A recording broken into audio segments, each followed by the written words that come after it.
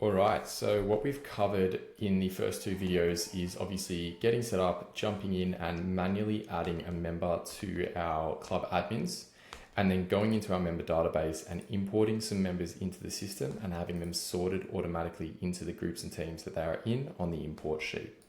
What we want to do next though is under the club section of Sportsblock, and this is going to be setting up a venue so that we can actually start to manage our venue and line it up with our schedules and our teams that are using that venue throughout the year. So under club, we click venues. As we can see here, we've got North's Oval set up, so that's going to be our home ground.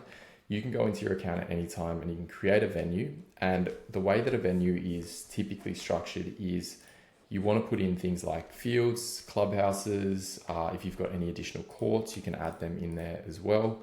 Maybe netball courts, that sort of thing. Could be that you've got nets if you're a cricket club. You want to add those resources in, and the resources that you add into a venue are going to be anything that could potentially get booked out throughout the year and that you want to have a calendar view of. So we can see here we've got North's Oval set up. If we were to set up another venue, we could call this maybe Northwest Oval. We can put in an address, so we'll put in Sportsblock office address. And this is a really important thing to add the venue address, because on the Sportsblock mobile app for all your parents, players, coaches, and managers, they're going to be able to not only have their training sessions scheduled in the app, but they can actually click on the address and they can go into Google Maps or Apple Maps depending on what phone they're using, and it'll show them directions to that address if you've added it at a venue level. So now we can go in and we're going to add in just a field for this one. So we'll add in a field.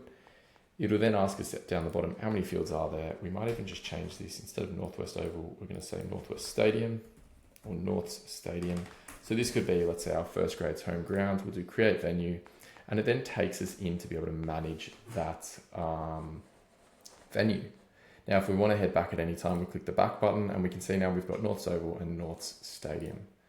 So I can click into there, and if I want to change the name of the venue resources, because these are automatically created, these names for us, we can click edit and we can change that to North Stadium Main. We'll click save, and that is now saved for us. And we can also edit and change the venue resource type, but we'll leave that for now.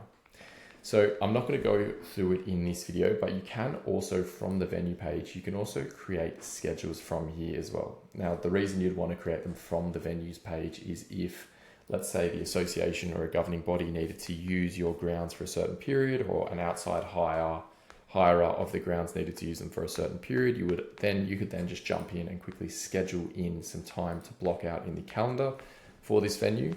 But typically, if you were going through and doing a training schedule for a team, there are some better areas of the system for you to create those schedules in. So we're going to leave it for now. We've got our venue created, or our two venues created. We've got the venue resources added to the venue. Same for North's Oval, and we can leave that for this part and move on to the next part, which is schedules, and which we're going to cover in the next video.